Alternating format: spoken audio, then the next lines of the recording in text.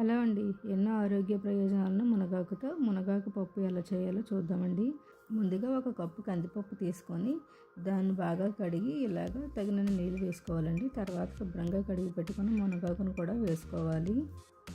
తర్వాత ఒక ఉల్లిపాయని ఇలాగ చిన్న చిన్న ముక్కలు కట్ చేసుకుని వేసుకోవాలండి. 2 టమాటాలు కూడా వేసుకోవాలి. తర్వాత కొంచెం పసుపు, అలాగే టేస్ట్కి సరిపడినంత ఉప్పు, 1 స్పూన్ కారం వేసుకోవాలి.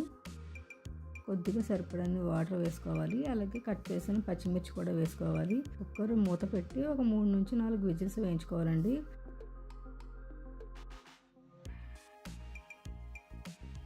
కుక్కర్లో ప్రెషర్ అంతా పోయిన తర్వాత మనం ఒకసారి పప్పుని పప్పు గుత్తితో కానీ ఇలా గరిటతో కానీ బాగా మెత్తగా కలుపుకోవాలి.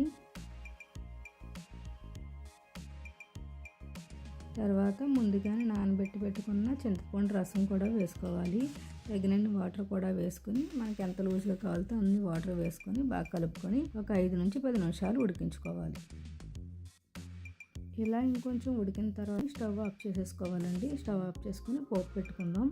తర్వాత కడాయి పెట్టుకుని కడాయిలో ఆయిల్ హీట్ అయిన తర్వాత వెల్లుల్లి, అలాగే 1 స్పూన్ జీలకర్ర, 1/2 టీ స్పూన్ ఆవాలు వేసుకుని ఒకసారి వేయించుకోవాలి. తర్వాత కొద్దిగా కరివేపాకు, అలాగే ఎండుమిర్చి కూడా వేసుకుని పోపును బాగా వేయించుకోవాలి. ఈ పోపు అంతా వేగిన తర్వాత స్టవ్ ఆఫ్ చేసుకొని ముందుగానే ఉడికించి పెట్టుకొని ఈ పప్పులో వేసుకుని బాగా కలుపుకోవాలి. అంతే అండి, ఎంతో టేస్టీగా అలాగే ఆరోగ్యానికి చాలా మేలు చేసే మునగాకు పప్పు అయితే రెడీ అయిపోయింది. మీరు కూడా ఒకసారి ఈ విధంగా ట్రై చేసి చూడండి. టేస్ట్ అయితే చాలా బాగుంటుంది. మీకు ఈ వీడియో కానీ నచ్చినట్లయితే లైక్ చేయండి, షేర్ చేయండి, అలాగే మన ఛానల్ని సబ్స్క్రైబ్ చేసుకోవడం మర్చిపోకండి. Thanks for watching.